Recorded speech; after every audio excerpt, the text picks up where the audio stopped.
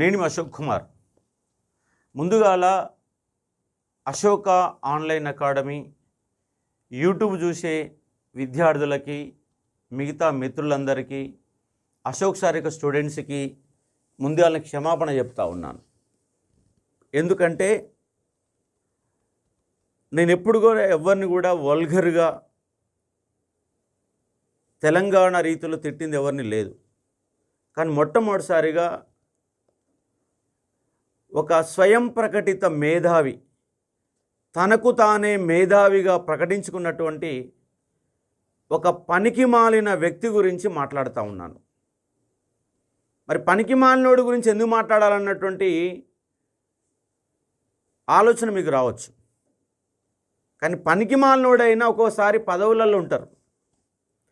Pyro చేసుకొని పదవులలో ఉన్నటువంటి ఒక పనికిమాలిన వ్యక్తుల గురించి మాట్లాడుతున్నాను కాబట్టి ముందుగాల క్షమాపణ కోరి ఈ వీడియో చేస్తున్నా. ఇవాళ విద్యార్థుల పేరు చెప్పి పబ్బం గడుపుకొని ఇవాళ ఒక గ్రంథాలయ సంస్థ చైర్మన్ పదవి పొందినటువంటి ఒక రియాజ్ గారిని గుడ్డలోడు తీయమని చెప్పేసి ఇలా విద్యార్థులు రిక్వెస్ట్ చేస్తున్నా. అధికారాన్ని పొంది ఇవాళ కాంగ్రెస్ పార్టీ పేరు చెప్పుకొని ఆడ పబ్బం గడుపుకుంటూ ఇలా ప్రభుత్వాన్ని రాంగ్ డైరెక్షన్లో సలహాలు సూచనలు ఇస్తూ పోస్టుల పెంపుకు అడ్డుపడుతున్న దుర్మార్గుడు ఎవడంటే వీడే.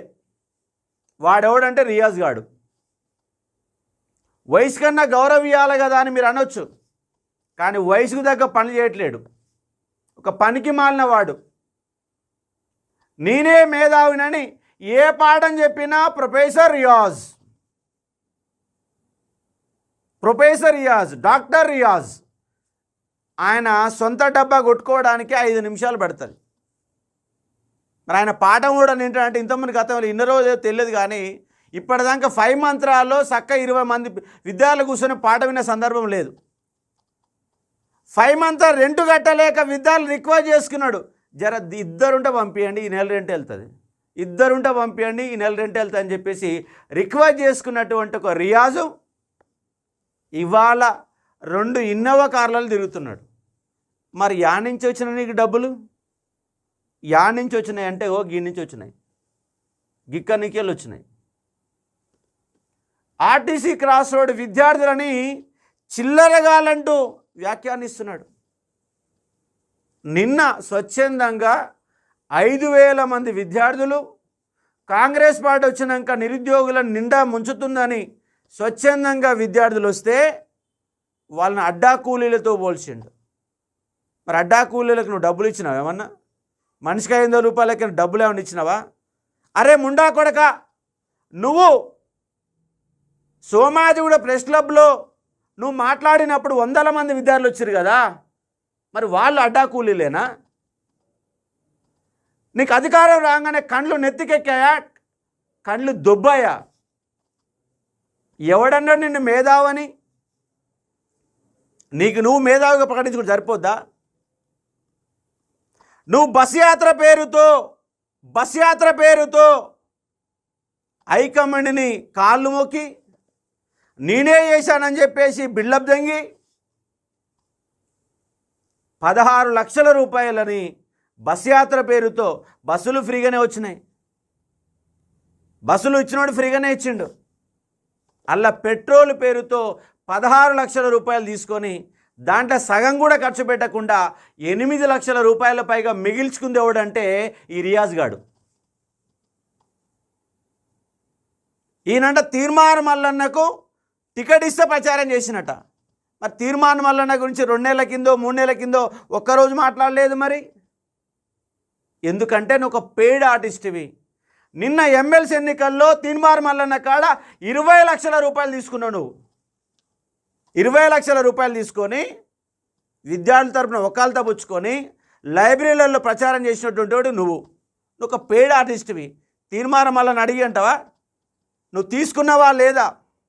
నేను దేవుని నమ్మను. మరి నేను దేవుని మీద ప్రమాణం చేసి చెప్తా. నువ్వు చెప్తావు అల్లా మీద ప్రమాణం చేసి నేను ₹1 కూడా తీసుకోలేదు, నేను నీతిగా నిజాయితీగా తీర్మానం మల్లన్న కోసం ప్రచారం చేసినా అని నీ అల్లా మీద ప్రమాణం చేసి చెప్తావా? చెప్పు మరి. 20 లక్షల రూపాయలు దొబ్బి కూర్చున్నావు, వాళ్ళ కార్లలో తిరుగుతున్నావు. నువ్వు తెలుగు మాట్లాడుతావు అర్థం కాదు, ఇంగ్లీష్ మాట్లాడుతావు అర్థం కాదు, ఉర్దూ మాట్లాడు అర్థం కాదు, నువ్వు ఏది మాట్లాడినా అర్థం కాదు. అశోక్ సార్కి పాఠం చెప్పరాదని మాట్లాడతావా? నీకు దమ్ముంటే నువ్వు మొగోడు అయితే నీ సవాల్ చేస్తున్నా, ఆర్ట్స్ కాలేజ్ దగ్గర పాఠం చెప్పుదాం రా. నేను 2000 మందిని ఎలాంటి నోట్స్ లేకుండా బుక్కు లేకుండా 3 రోజుల పాటు పొద్దుగులు పాఠం చెప్తా. నీకు దమ్ముంటే 200 మందిని 2 గంటలు కూర్చోబెట్టి చెప్తా. నేను 200 మంది 2 గంటలు కూర్చోబెట్టు, నీ 2000 మందిని కూర్చోబెట్టి పాఠం చెప్తా. టాగూర్ ఆటోలో పాఠం చెప్తా. నీకు శాతం అవుతుందా? టీషర్ట్లో చూడు, నా వీడియోలు చూడు, కనబడుతుంది. 20 గంటల క్లాస్ చెప్తే 130 మార్కులు వచ్చినాయి లాస్ట్ టైం గ్రూప్ 2లో. పేపర్ తీసి నా వీడియోలు తీసి దగ్గర పెట్టుకొని చూడు. నీ కళ్ళుంటే, కళ్ళు దొబ్బితే నేను ఏం చేయలేను. నీ కళ్ళుంటే, కళ్ళు చూసే ఉంటే నువ్వు ఒక స్వయం ప్రకటన మేధావిగా చెప్పుకుని నువ్వైతే 20 గంటల క్లాస్ ఉంటాయి, 80 లక్షల వ్యూస్ ఉంటాయి. ఒక్కొక్క వీడియో 5 లక్షలు 6 లక్షలు 7 లక్షలు ఉంటాయి వ్యూస్. నువ్వు కావాలంటే చూసుకో, లెక్కలేరుకో, తెలుస్తుంది అశోక్ సార్ అంటే ఏందో. నేను 10 ఏళ్ళే ఫీల్డ్కి వచ్చి, నువ్వు 30 ఏళ్ళు అవుతుంది ఫీల్డ్కి వచ్చి. నువ్వు పాఠం చెప్దాం, నేను పాఠం చెప్దాం, ఎవడి పాఠం వింటాడో చూద్దాం. నేను ఆర్టిస్ట్కి రాసడానికి వచ్చినాకనే కదా నీ దుకాణం బంద్ అయింది. నీ మూమెంట్ ఎవడు వింటలేడు కదా, నేను వచ్చి పాఠం చెప్పినాకనే కదా. నాకు ఇంగ్లీష్ రాదంటున్నా, వాస్తవంగా నాకు రాదు. ఎందుకంటే నేను గవర్నమెంట్ బల్లే చదువుకున్నా, ఆడికెళ్ళే వచ్చిన. ఇంగ్లీష్ పుస్తకాలను చదువుతా, కాకపోతే నాకు ఫ్లూయెన్సీ లేకపోవచ్చు, ఇంగ్లీష్లో నాకు ఫ్లూయెన్సీ లేకపోవచ్చు. నేను కనుక ఇంగ్లీష్లో పాఠం చెప్తే అసలు నీ దుకాణం ఎప్పుడో బంద్ అయ్యేది. అది కూడా 10 మంది వచ్చిన వాళ్ళు కాదు. ఆ ఇంగ్లీష్ టర్మినాలే కోసం నీ దగ్గరికి వస్తారు. అది కూడా నేను చక్కగా చెప్పడం రాదు నీకు. నా పాఠం మీద నువ్వు కామెంట్ చేస్తున్నావా? నాకు యూట్యూబ్లో 5 కోట్ల వ్యూస్ ఉంటాయి. యావరేజ్ చూసుకో, ప్రతి వీడియోలో నీకంటే యావరేజ్ నాది ఎక్కువ ఉంటుంది. నీకు గుమస్తా పేపర్లో పనిచేసిన అంటున్నావు, వాస్తవమే గుమస్తా పేపర్లో పనిచేసిన. గుమస్తా పేపర్ కంటే ముందే 2002లో వార్తా పేపర్లో పనిచేసిన, ఆంధ్రజ్యోతిలో చేసిన, సాక్షి పేపర్లో పనిచేసిన. ఇవన్నీ గుమస్తా పేపర్లేనా? నీ పార్టీ వాళ్ళే నన్ను తట్టుకోలేక ట్రాన్స్ఫర్ చేస్తే వాళ్ళు లీడర్గా నిలబడ్డా. నువ్వు ఎమ్మెల్యేగా పోటీ చేసి ఎన్ని ఓట్లు వచ్చినావు? నీకు ఎమ్మెల్యేగా పోటీ చేసినావు కదా, మరి ఇలా చక్కగా కాంగ్రెస్లో ఉన్నావా? ఎన్ని పార్టీలు తిరిగినావు నువ్వు? ఎన్ని రోడ్లు పట్టుకొని తిరిగినావు? నేను వాళ్ళు ఏ పార్టీ పని చేయాలా, ఏ పార్టీకి వంత పాడాలా? నికార్సైన జర్నలిస్టుగా పనిచేస్తున్నా, నికార్సైన ఉద్యమకారుడిగా పనిచేస్తున్నా. 100 ఆర్టికల్స్ రాసిన నేను హిస్టరీ మీద. ఏ పాఠం చెప్తాం? వస్తావా? కాకతీయుల మీద 10 గంటల పాఠం చెప్తా, శాతవాహనుల మీద 15 గంటల పాఠం చెప్తా. నీ వల్ల అవుతుందా? పోటీ పడతావా? సబ్జెక్ట్ నాతో పోటీ పడతావా? నీ మహా అయితే 4 ఇంగ్లీష్ ముక్కలు వచ్చేమో. నేను ఛాలెంజ్ చేస్తున్నా, నీ ఇంగ్లీష్ ఏందో, నీ అబ్బా సత్ ఏందో కూడా అది కూడా చూస్తాను నేను. ఇది వ్యక్తిగత దాడి కాదు. పనికి మాలోడా స్వయంప్రతిత మేధావిని చెప్పుకోవడం కాదు. ఇవాళ విద్యార్థుల జీవితాలు ఆగం చేసే పనికి మాలోడు అంటే వీడే. ఇవాళ గవర్నమెంట్లో రాంగ్ డైరెక్షన్లో సలహాలు సూచనలు ఇస్తున్నవాడు ఎవడంటే ఈ రియాజ్ గాడే. నీకు కుక్క బిస్కెట్ దొరికింది, దాంతోనే ఇదైపోతున్నావా? గ్రంథాలయ సంస్థ చైర్మన్ పదవి రాగానే నువ్వు పెద్ద లీడర్లాగా పోతుమన్నలాగా అనుకుంటున్నావా? నువ్వేమన్నా? నాకు కేటీఆర్తో లింక్ ఉందంటావా? మరి అలా గవర్నమెంట్ని, తెలంగాణ పబ్లిక్ సర్వీస్ కమిషన్ దగ్గర కొట్లాడింది ఎవడు? అరెస్ట్ అయింది ఎవడు? నువ్వు కాలేదు, పారిపోయినావు కదా. పోలీసులను చూసి తడిసిందిగా నీకు, తడిసి పారిపోయినావు. నువ్వు పారిపోయినోడి గురించి మాట్లాడేది అని చెప్పు. మరి వాళ్ళ సోమాజిగూడ ప్రెస్ క్లబ్లో రౌండ్ టేబుల్ సభలల్లో మాట్లాడి వచ్చిన విద్యార్థులంతా వాళ్ళ అడ్డకూలీలా? నీ అంత పనికి మాలోడు ఎంత అంటే, నేను అక్కడికి సోమాజిగూడ ప్రెస్ క్లబ్ వస్తే నేను మాట్లాడితే నీ గొంతు మూగబోద్దని నా దగ్గర రాగానే మైక్ కట్ చేసిన పనికి మాలోడి నువ్వు. అంత చిల్లర బ్యాచ్ నీది, చిల్లర మెంటాలిటీ నీది. నా గురించి మాట్లాడుతున్నావా నువ్వు? కేటీఆర్ సొత్తు అని మాట్లాడుతున్నావా? నువ్వు ఏ పార్టీలు తిరిగినావు? నువ్వు ఎక్కడెక్కడ పని చేసినావు? నువ్వు ఇవాళ తీసిమార్గాల్లాగా మాట్లాడుతూ ఉన్నావు. నువ్వు బిడ్డ, నీ గుడ్డలు కూడా తీస్తారు. రియాజ్ అనే వ్యక్తిని గుడ్డలు ఈడదీస్తారు. ఆల్రెడీ విద్యార్థులలో ఎంత కోపం ఉందో అంత కోపం ఉంది. మొన్న విద్యార్థులు వస్తే షేక్ అవుతున్నవటగా, వణుకుతున్నవటగా, కాలు చేతులు ఆడుతున్నవట కదా, చెమటలు పడుతున్నాయటగా. నిజంగా వచ్చి 2 విద్యార్థులు వచ్చి 4 బీక్తే మళ్ళీ లేవు. మళ్ళా జాగ్రత్తగా ఉండు, మేధావులాగా మాట్లాడకు.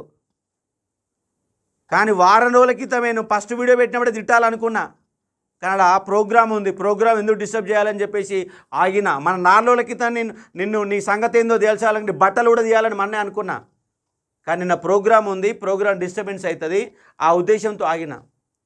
కొంతమంది చిల్లరగాళ్ళు నా మీద మాట్లాడుతున్నారు, వాళ్ళకు కూడా హెచ్చరిస్తున్నా. అశోక్ సార్ యొక్క సోషల్ కమిట్మెంట్ ముందు ఎవడు పనికిరాడు. నాకు సోషల్ కమిట్మెంట్ ఉంది, ఈ వ్యవస్థ మీద కమిట్మెంట్ ఉంది. కమిట్మెంట్తో పనిచేస్తా, ఇవ్వాలి కాదు, ఇంక 20 ఏళ్ళైనా పనిచేస్తా.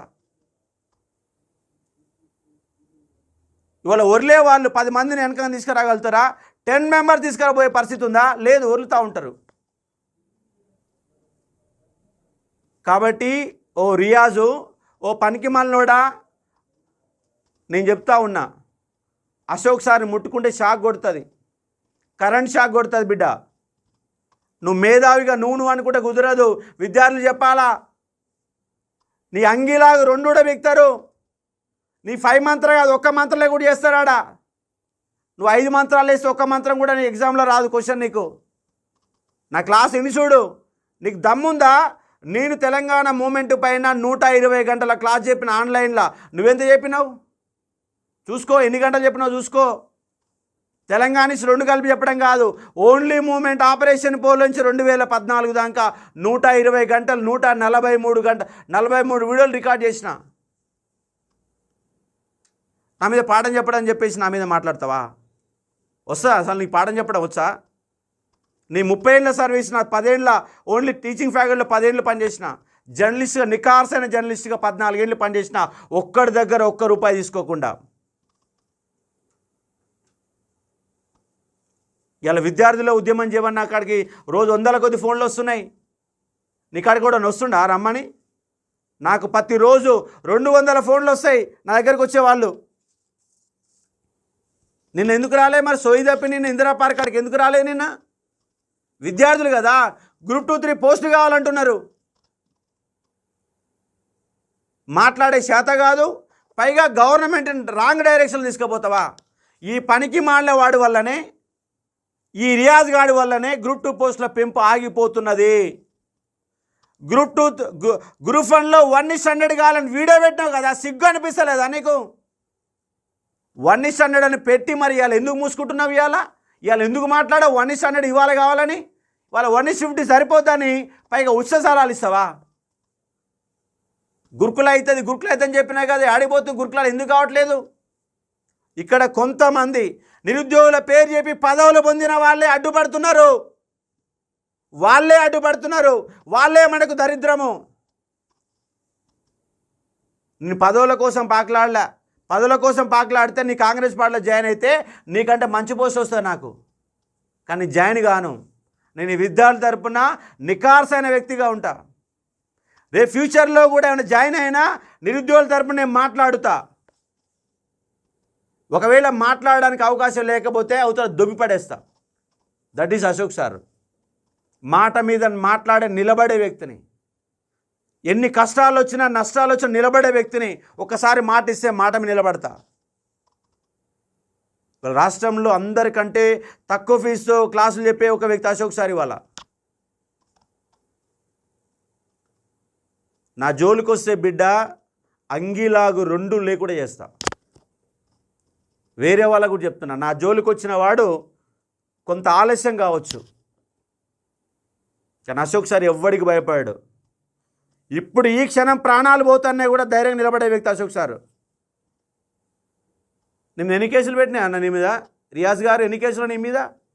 నా మీద లాస్ట్ 2 ఇయర్స్లో 12 కేసులు ఉన్నాయి.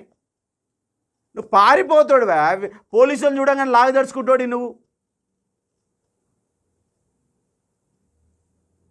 కాబట్టి ఇంకోసారి బిడ్డ నా గురించి గనక ఇంకోసారి నోరెత్తుతే నీ అంగీలాగు 2 పక్కా ఊడబీకేసి నడి రోడ్డు మీద కూర్చోబెడతా. ఎందుకని ఎవ్వరికి భయపడను, ప్రాణాలు పోయినా కూడా భయపడను. మాటిస్తే నిలబడతా. నీలక పనికి మాలవాని నిన్ను కాదు, గుర్తుపెట్టుకుని ఒక ప్రయత్నం చేయి. కాబట్టి నిన్ను గుడ్డలు ఎదురడం కామను. పోస్టులు పెంచకపోతే రేపు గత గవర్నమెంట్కి ఏమైందో మీ గవర్నమెంట్ కూడా అంతే అవుతుంది.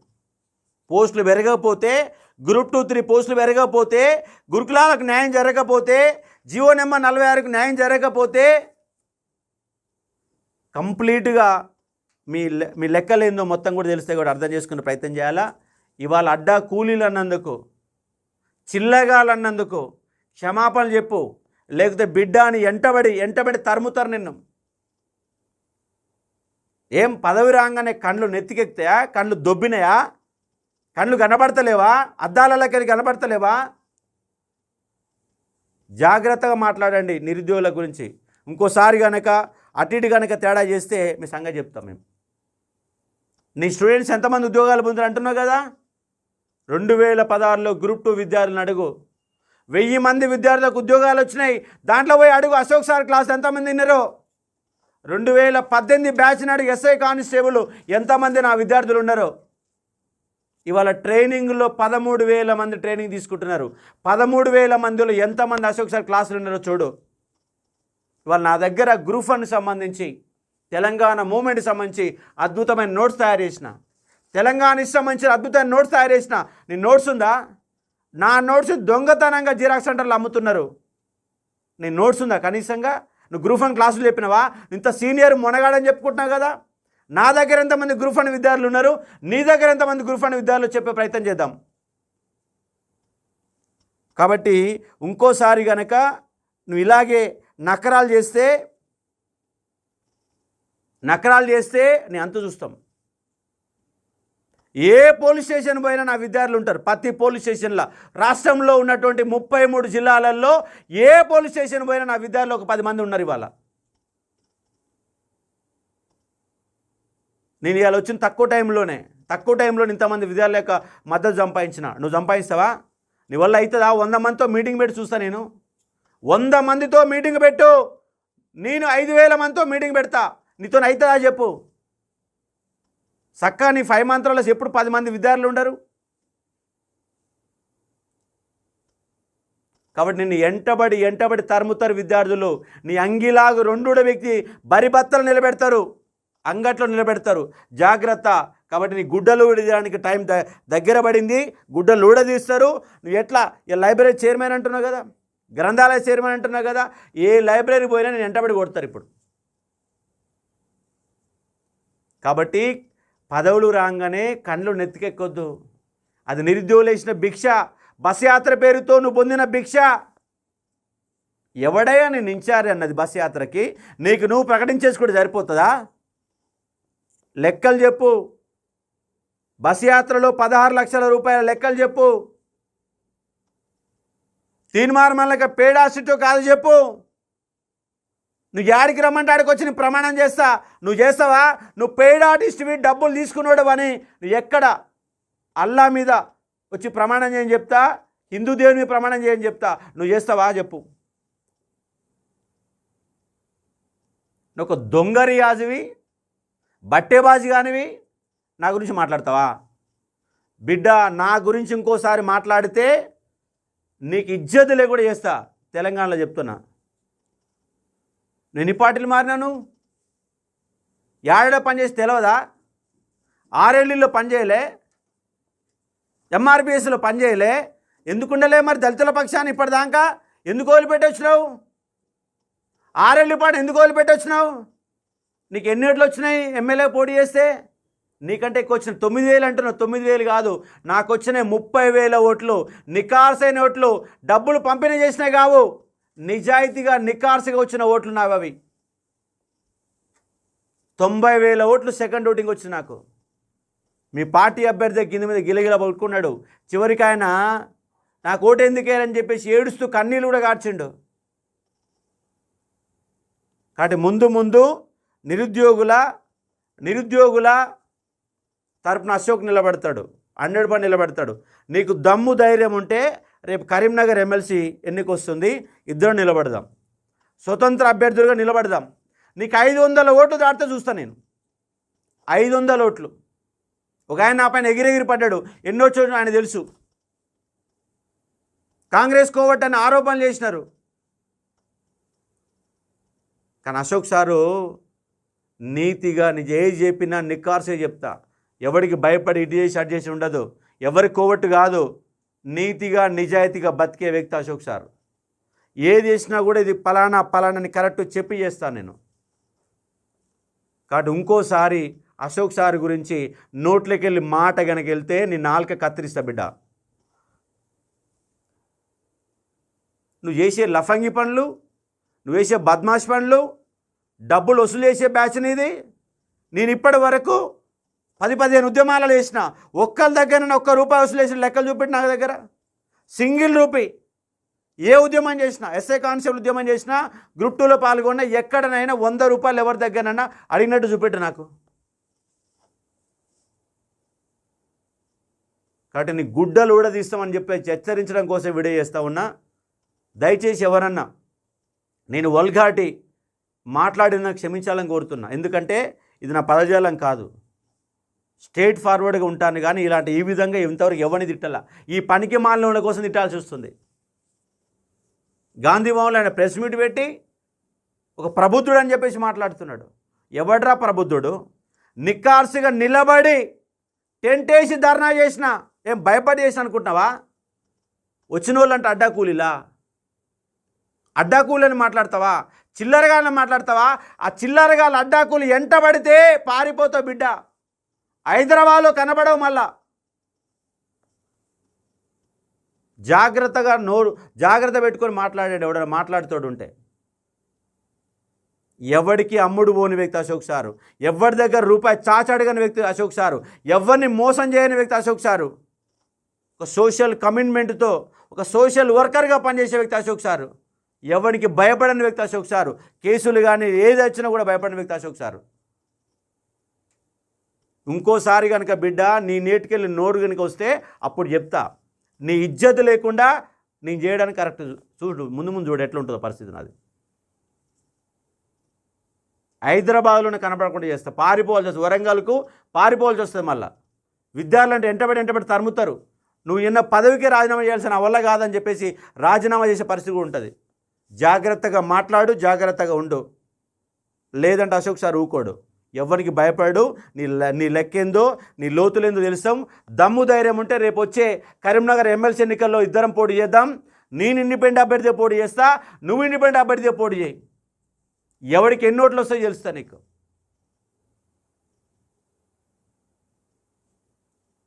నిఖార్సుగా పనిచేస్తా, నిజాయితీగా పనిచేస్తా, నిరుద్యోగుల కోసం పనిచేస్తానని హామీ ఇస్తూ ఉన్నాను.